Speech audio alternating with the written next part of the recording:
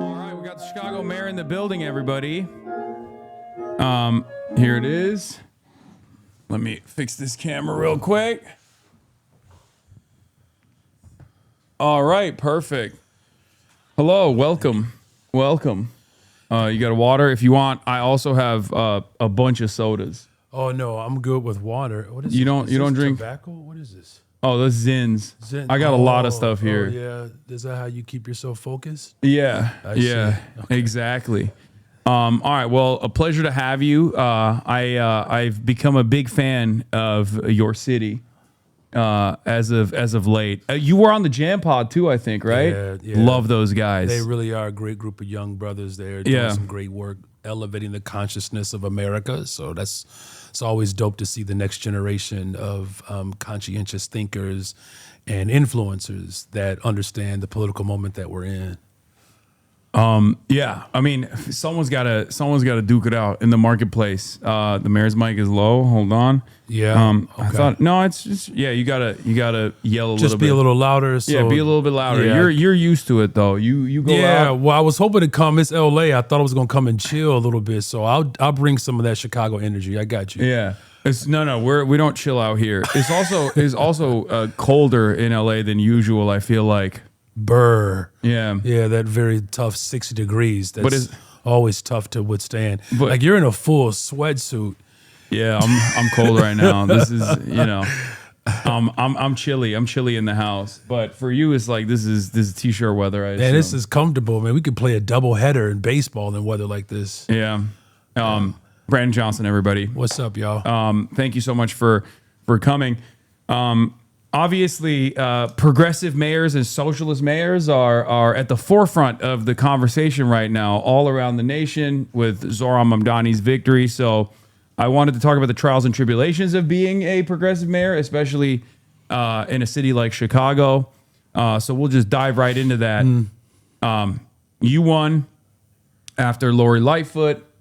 After a sequence of Chicago mayors that were establishment Democrats and ineffective for the most part, what have been some of the major hurdles that you had to overcome pushing an agenda that is more progressive than what most people would ever assume of a major city? Well, first of all, it has been the joy of my life serving as mayor of one of the largest economies in the world. Having, started off my professional career as, someone who was involved in youth development, and eventually became a public school teacher, organizer, and that led to sort of the political, aspirations that got us to this moment. I would just say that the big challenge for progressive leaders, progressive executives in particular, there aren't many examples and models. There's not a template, if you will, that we are afforded. It's like when I was a public school teacher, I had the veteran educators, so I wasn't necessarily creating lesson plans from scratch, right? Because there were those who had been there, done that. Some of the students, my colleagues, taught their parents and their aunts and uncles, right? So there's some familiarity there versus leading a major city like Chicago, where you had one family in particular that held the fifth floor for nearly 50 years combined, right? And so we're talking about several years, decades of sort of institutional complacency that blocked out, what's sensible about politics, which is ensuring that everyday people, working people had access. Right. So it was really just overcoming the fact that, one, there was no template, years of neglect. And then three, I was born into this work in the midst of crisis. And I'm happy to dig into that. But those have been three of the most, dynamic challenges that I've had to face as a progressive leader, particularly for a city like Chicago that hasn't had many examples. What are some of the biggest setbacks, though, as far as like the alderman structure that exists? Like, I feel like there's a lot of power sharing that takes place. Like, because most people think like all mayoral structures is identical, and yet I feel like Chicago is a little bit more decentralized as far as like the power sharing goes, right? Would you say in comparison to like New York, for example? Well, I think Chicago is unique in that the mayor, the executive, also presides over the legislative branch. Which that don't get any ideas, you all. That's working for me. But I would say that the hurdles or just the element of governance, the challenges there really are more connected to the animus towards the value system that I bring. Like the structure in and of itself does have some degree of impediment, right? But, our governmental structure is not necessarily, an idea that makes it impossible to lead. What I'm faced with right now is that the individuals that have had untethered access to the fifth floor now have to share it with working people. Yeah. And they have been resistant. I absolutely. assume. What are some of the major battles that you've had to deal with as far as like advancing a more progressive agenda? Like, what were some of your goals in general? Because I know you tested out a pilot program for a pantry system, right, in the city. But what are what have been some of the major battles that you had to fight? I mean, there's been a number of them, and let me just center it around what my ultimate vision for Chicago is. I'm working to build the safest, most affordable big city in America, right? I mean, you look at the other large cities, though that there's progress being made around safety. What good does it do to have a safe city, but working people cannot afford to live there? But vice versa, what's the point of having an affordable city if people don't feel safe? So everything that I've done has been centered around building safe and affordable communities.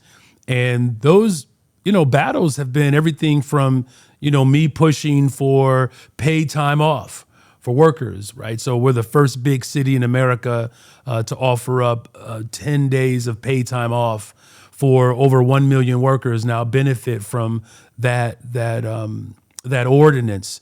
We abolished the sub-minimum wage for tip workers. So tip workers will make the minimum wage that every other worker receives plus their tips. Those were some real major battles that I had to, overcome to get, our pro-worker agenda through. We've had some setbacks, right? I have this effort to increase the transaction tax on property that's worth more than $1 million. Yeah. But it required a ballot referendum. So we were able to pass it in city council to get it on the ballot, but we lost it at the ballot box during the election. I mean, it wasn't the best organizing operation that we have put together in the past. However, that would have raised $100 million to address homelessness, right? So that was a setback for us. But overall, my desire to build more affordable homes, invest in our young people, opening up and expanding mental health clinics and services. Again, happy to dig into all of that. But we've been able to accomplish a good part of what I campaign on. The challenge, of course, has been just fighting through the status quo of the political establishment that have not accepted the results of the last election, that the city of Chicago obviously wanted a working class individual who's tethered to public sector and public accommodations to run the city. So there's been a massive amount of money to interrupt and disrupt our overall agenda.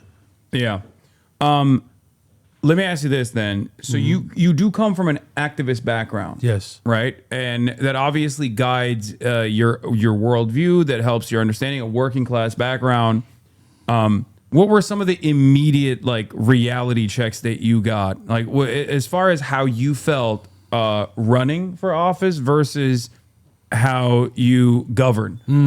What was the biggest thing that you realized is wow, this is a lot more difficult than I thought it was going to be? I mean, honestly, it was the inheritance of the failures, right? I mean, I never looked at the job or even the task of the job to be insurmountable. Like the job is the job, right? You show up for it every single day with a clear vision, desire to bring change.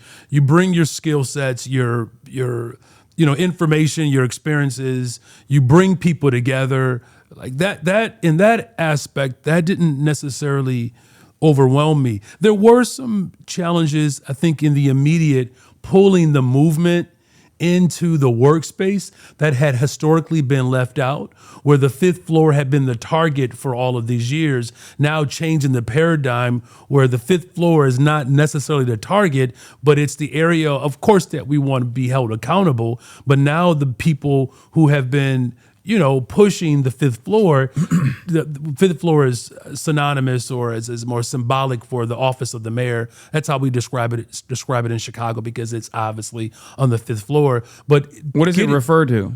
We just say the fifth floor. We say the mayor's office, right? Yeah. And so I guess the larger point is there was a challenge of getting the movement to relate to government not as an opposition, but as a co-equal in terms of how we distribute services for people. And so the big hurdle was, one, getting over that mindset, but two, is that, look, we're talking about years and years where the pensions weren't paid, right? Where schools had not been invested in. So it was really just overcoming the paradigm that had been established and then beginning to move our city in the direction of support, love, and care, right? And that's still an ongoing challenge, right? Because again, we're talking about people, right? And so whenever you're dealing with people, you're going to be confronted with just certain idioms that you're going to have to work through. Yeah. So, all right, let's hone in on some of these areas of pressure. The way I see it from the outside looking in, I feel like there are, it's going to be somewhat reductive, but there are like multiple forces at play that are constantly going to be a thorn on your side. You have the big business interests on the one side, and we can break that down into different industries as well, or different sectors as well, like real estate. Like private schooling is another one. You have police as an institution that is always going to apply pressure. There is this balance that you have to strike when you're the mayor, because like on the outside, you can lead Black Lives Matter protests, but when you're the mayor, you reside over. You have control over the police force as well. So then I feel like that creates a juxtaposition between like the same outside pressure that we were talking about that you want to represent, while simultaneously dealing with the people that are in charge. And then you have the press, local press as well. The local press has not been very kind to your mayoralty, I would say. I think like they are always going to be playing a role in undermining the goals that you're trying to accomplish for the most part. I don't know if you would say that's a fair assessment. Would you agree with that? I would agree with that. Okay. Yeah. In fact, one of the major newspapers, the day after I got elected, their headline was, Mayor-elect Brandon Johnson thanked everybody, including God, except for President Barack Obama. It was so random and disingenuous as well. Like from the very beginning, the corporate media has just been out to separate me from my base, but also to characterize my leadership and administration as some sort of fluke. Why didn't you thank Barack Obama? The speech was too long. Okay.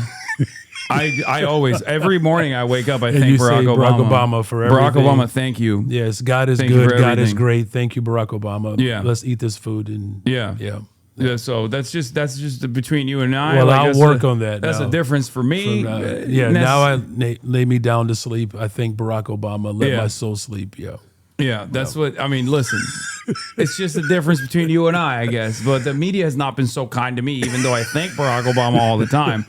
But I guess I'm forgetting other groups to thank. So that's one aspect. So you got the media. Let's talk about the trickier ones. The pervasive influence that certain sectors have over politics in virtually every major city and every town. The National Democratic Party, the Republican Party, real estate, the real estate lobby. How have they set up major hurdles against what you want to accomplish?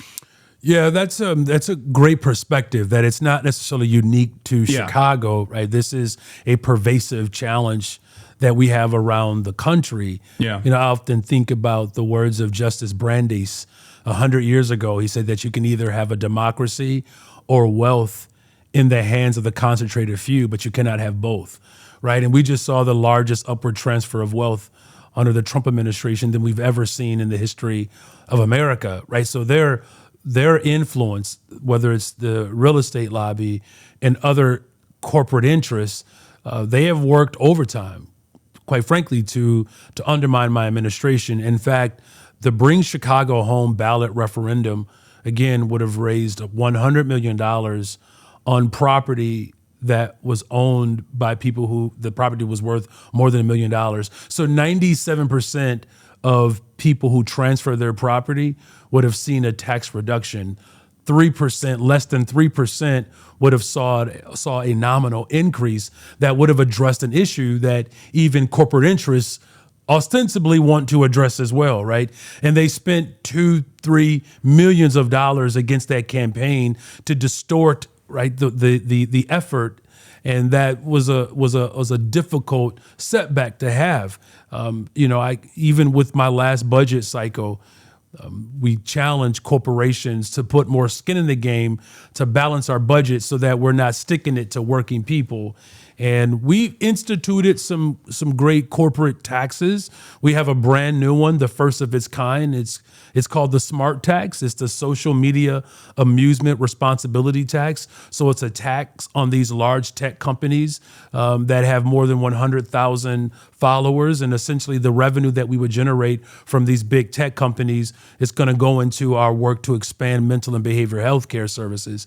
But there was another one that we were pushing for called the corporate head tax. Essentially, it's a tax on big corporations that have more than a certain amount of employees. And again, it would have generated $100 million. And we're talking about 0.5% of the corporations. Yeah. So we're talking about a handful of corporations that would have generated revenue to address safety, which is the thing that corporate leaders say that they want big cities like Chicago to address. And they spent millions of dollars on ads to influence the city council to disrupt what essentially would have been 1.67% of our overall multi-billion-dollar budget. I mean, these individuals are so greedy in terms of their desire to capture wealth. It's beyond greed. It's avarice, right? Where they don't even want to leave crumbs behind for the rest of us, right? So there's been a concerted effort, not just through corporate media, but through other social media means to disrupt and distort our vision. And then ultimately they've used their dollars and influence to dictate to elected leaders how they should vote, even though their constituency doesn't support the very thing that corporate interests are trying to promote and push through those elected leaders. So for instance, the corporate head tax, 80% of Chicagoans said that it was the right thing to do. And there were 30 alders who rejected it because of the influence from big money and corporations. Do you ever feel the need to call them out by name? Like, by your assessment, is it appropriate to sometimes do away with that delicate balance? Yeah. And to just say, these guys are the ones who are, pardon my language, fucking up the bag for you guys. and just come out and outright apply pressure, like not shy away from using the people that brought you into this office, and maybe even using the organizations that have played a role in bringing you into power, and try to fight. I think you probably know why I'm asking this question, because there is another example here of a mayor that ran on this populist momentum, this populist wave against all odds, against the establishment Democrats and the Republican Party, and is now, I think, experiencing a little bit of that. Someone I know personally, Zohran Mamdani in New York. So I'm trying to figure out, like, from your lessons, like, how can we translate that to good governance, both in New York and in Chicago as well, that benefits the working class?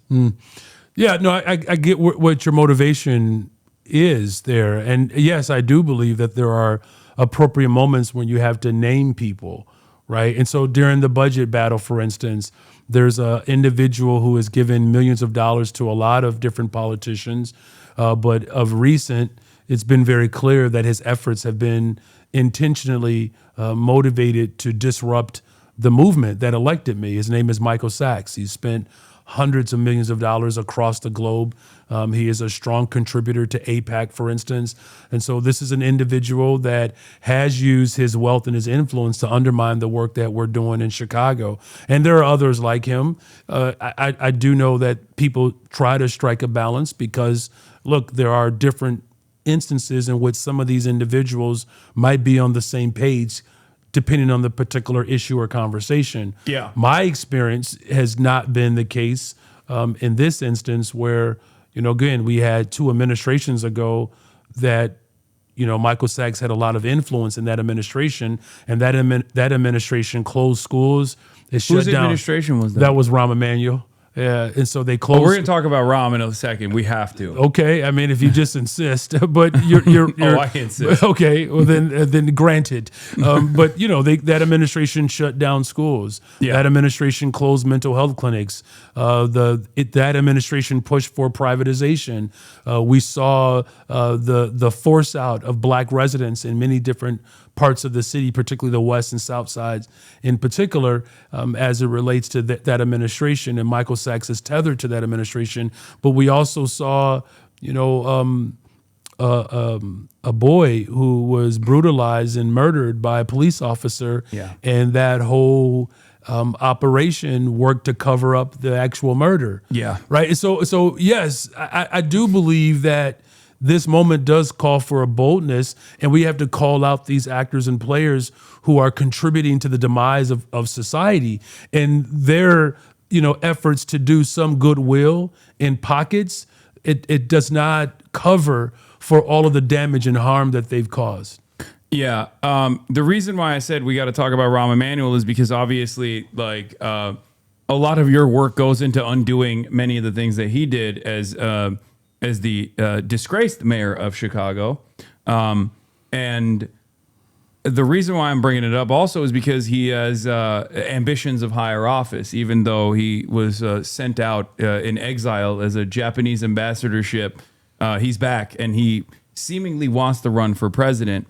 What would you say about his mayoral reign in Chicago and what that spells for what he is planning on doing if he were to ever get a crumb of power within the Democratic Party? Look, the Emanuel administration embodied the 1% of society.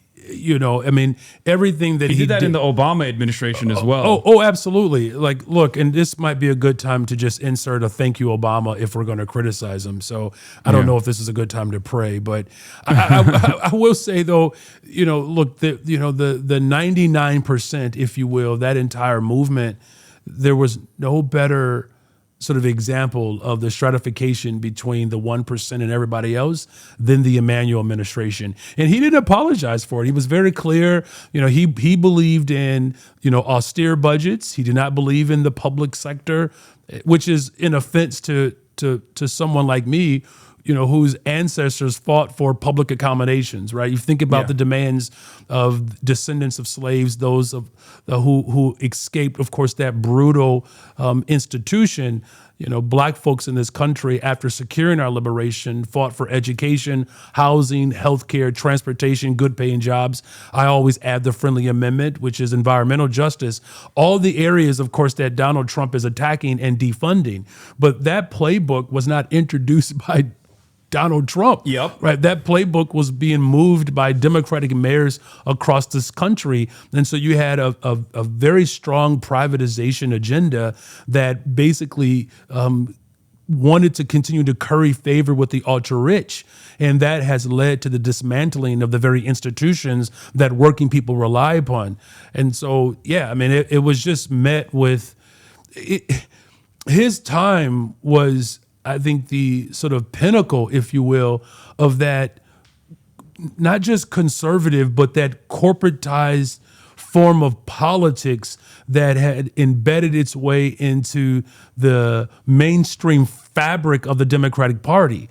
And then that's what ultimately helped, accentuate my radicalization, if you will, as we saw these public institutions being defunded and disrupted, and how the Democratic Party was leading the charge across America of how to do just that. And, the Emmanuel administration, again, took that effort and essentially placed it on steroids. Yeah. And we're still living through the consequences of that. What are some of the areas that you've had to basically play the role of cleanup job that were the most devastated after this corporate focus in governance? I think the first area has been around our public education system, right? So democratizing the public education system. We're going to have a fully elected school board by this time next year. That's something that was unheard of. And so as a progressive leader, of course, I'm going to expand democracy. Is it messy? Yes. But I would much rather take my chances with an elected school board than mayoral control, because of what that has meant for working people over the course of years. And so, just recently in my last budget, I released the largest amount of TIF dollars, which is a tax increment financing, dollars that are withheld from the public spaces, used, of course, to bring development, but that development never reached the very communities that it was designed to do. And so every year there's a surplus that previous administrations would just use as a slush fund. Well, I released $500 million into our public schools. So that's part of the cleanup. The Emmanuel administration shut down mental health clinics. I've reopened 3 of them. And again, we've instituted this new tax, the social media amusement responsibility tax, to make sure that there's revenue for it. The Emmanuel administration dismantled the Department of the Environment. I just want to let that breathe for a second. No pun intended. Who cares about the environment? Come on. You know what I'm saying? We don't have to live on the same earth anyway. We can just go somewhere else if all else fails, right? No matter how hard they try to figure out how to ship life or the Epstein files to Mars, in the meantime, we're right here on Earth, right? And so I reinstituted the Department of the Environment as another element to clean up. And then, quite frankly, how we generate revenue. So for a very long time, it's fines, fees, property taxes. My push has been that has left our budgets in turmoil. And so the best way to stabilize an economy is to have an equitable distribution of resources, but that also includes ensuring that the responsibility of how we generate revenue doesn't solely rest on the backs of working people. I think there's one angle that we have to discuss here that I feel like is oftentimes not discussed enough, and that is people of color. Black people and brown people in general comprise a massive percentage of the entire state's students in Chicago, in the Chicago public school system. Mm-hmm. I believe it's 90%? Exactly. Yeah, between it's brown and black students. Yeah. Right? And so when you're actually shutting off funds to the Chicago public school system, you're actually undermining the next generation of black and brown students in the entire state of Illinois.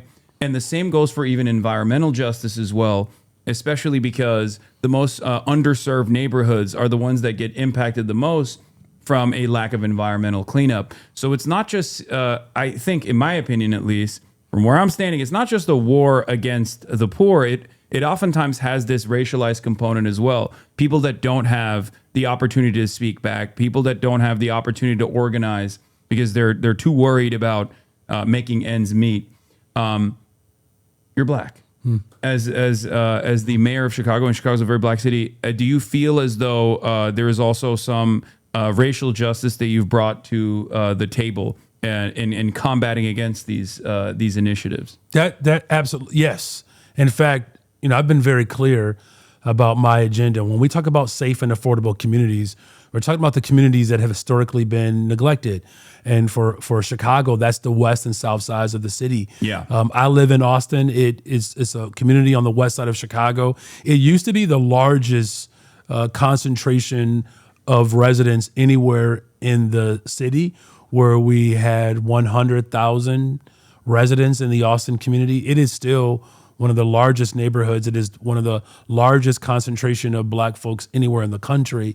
But that also means, though, that when we talk about harm and chaos, the Austin neighborhood, Roseland on the south side of Chicago, or Inglewood on the south side of Chicago, North Lawndale on the west side of Chicago. That's where Reverend Dr. Martin Luther King Jr. lived when he came to the city of Chicago. He lived on the west side. And we're talking about communities that have been just, again, ignored for decades. And when I talk about safe and affordable communities, those are the communities that I'm referring to. We've seen what I call the Negro Removal Act in full effect by previous administrations, because they intentionally starved out these neighborhoods. Schools have been closed, the lack of jobs, the lack of regular, safe, affordable, reliable public transportation, the lack of health care, as well as child care being made available.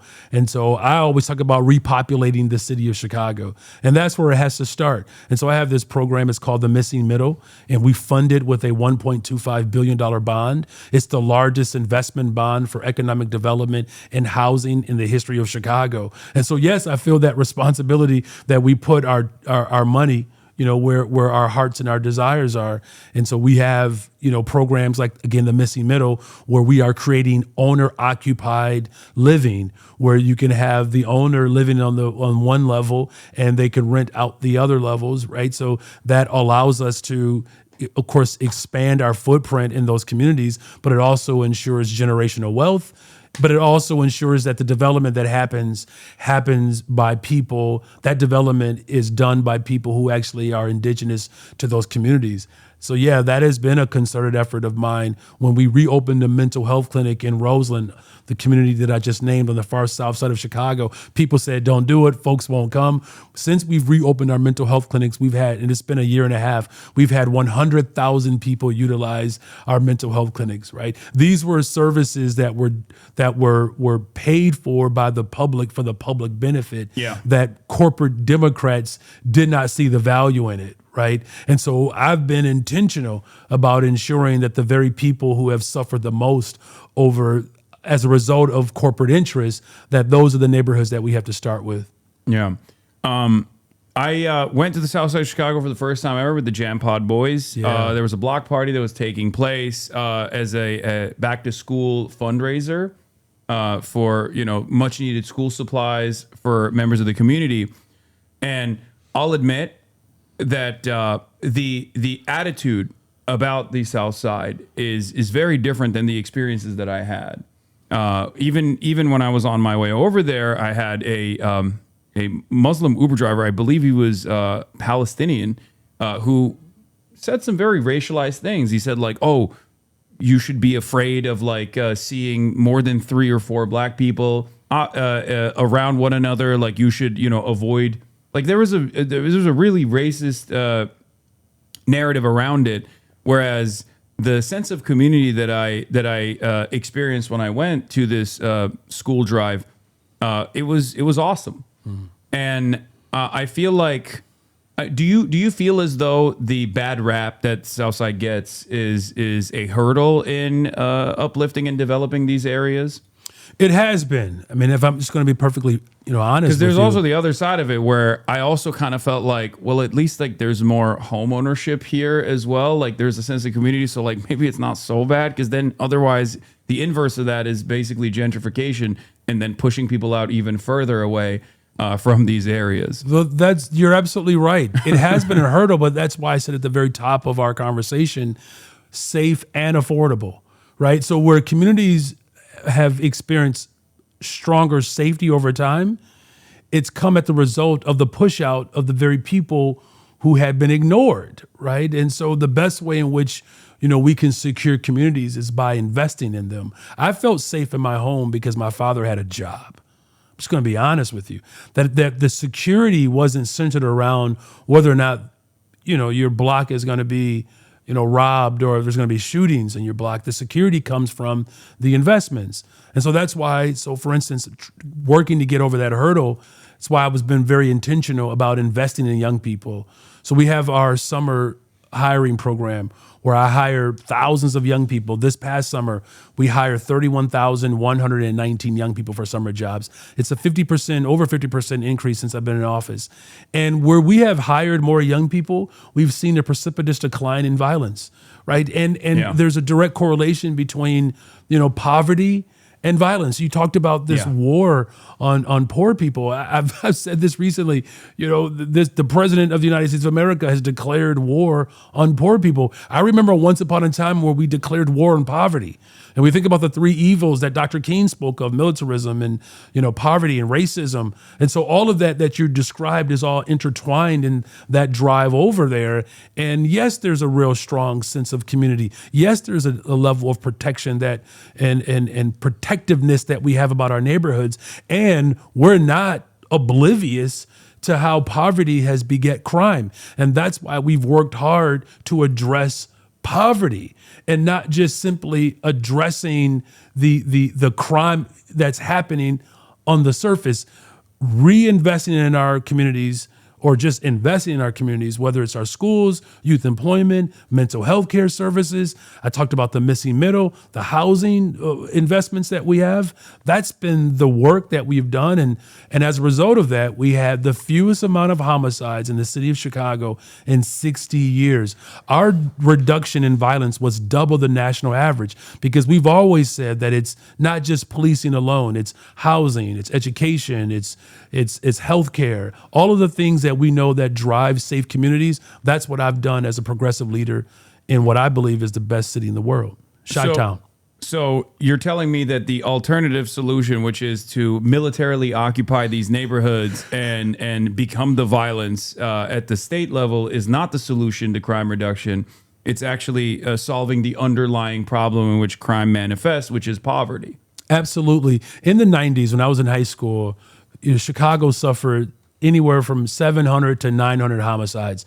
And we had 2,000, 2,500 more police officers. And you had more people incarcerated in the 90s, right? And we know the administration that was behind that, the Clinton administration. And so this addiction on jails and incarceration and the militarization of our cities, that has already been proven to be a failed strategy.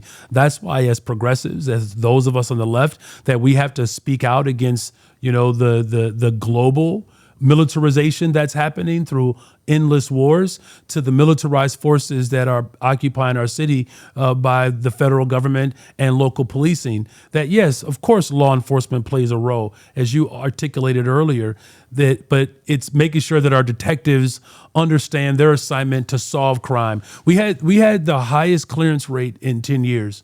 So we're holding people accountable that need to be held accountable, but we're making sure that we're addressing the root causes, which have proven to be effective thus far in our city. Yeah, my attitude on this is that I've always said that the presence of police need to be the presence of law and order, and unfortunately, the way policing has worked, at least historically in the country, depending on which communities we're talking about, especially black and brown neighborhoods, the presence of police is lawlessness and disorder at times. So I think solving that is very important, because everybody wants there to be no crime. Mm-hmm. The idea that, it's an incredibly racist idea to assume that black and brown communities don't want law and order, and that it's supposed to be this chaotic environment. Unfortunately, that's, if you ask Fox News, that's what they say. What are some of the initiatives that you've taken on specifically in terms of redirecting the Chicago police that you consider to be success stories that led to the reduction? Yeah. Okay. Last question. This is it, man. The time just flies. I will just say one of the first initiatives that we put together was revamping our detectives bureau. We had to make sure that law enforcement within the department, that they communicated with one another. So our detectives bureau and, our chief of patrol, counterintelligence, all working together. I have a superintendent who believes in constitutional policing, right? And so that includes like real legitimate training that has to take place. And so as a result of, these more, and then the last thing, man, how did I forget this? I'm embarrassed by this, that we also ensure that our police department built relationships with our CVI. That's our community violence intervention workers. These are individuals who have been justice involved. They've turned their lives around, and now they're working to bring wholeness to communities that they once terrorized. And so those have been the key initiatives, ensuring that our department, our police department, is communicating within the department and then working with CVI. To just give you a sense of that, the President of the United States of America cut $800 million out of violence prevention. Of those programs that were driving violence down, he cut the ATF budget. And so our police department worked with ATF to get illegal weapons off the streets of Chicago that are essentially being trafficked into our city from states that voted for Donald Trump, right? And so we've made these, adjustments to ensure that law enforcement could do its job effectively, but policing alone is not going to bring wholeness to our city. And that's why it's not just about driving violence down, which we have. It's about replacing the violence with the things that make communities whole. And that's been my approach, from education, healthcare, housing, transportation, good paying jobs. All of that working together is how progressive leadership in this moment, calling on the ultra rich and these big corporations to pay their fair share in taxes, that's been the drive, that's been my motivation. And thus far, we're moving in the right direction. All right. Well, thank you so much. Oh, man. Thank you. Chicago Mayor Brandon Johnson, everybody, thank you so much for coming and taking the time out to talk to us. It's my pleasure. Thanks for having me. All right. Hopefully when I come to Chicago, I'm going to be speaking at Northwestern. I think maybe we'll be able to link up on your turf one time. Yeah, we'd love to have that. We'll go to the South Side. West Side. West Side. I got you. Sorry. West Side. You're right. All right. Thank you. Yeah, sure. Oh yeah, let's do it. Well, I'm going to take a photo real quick.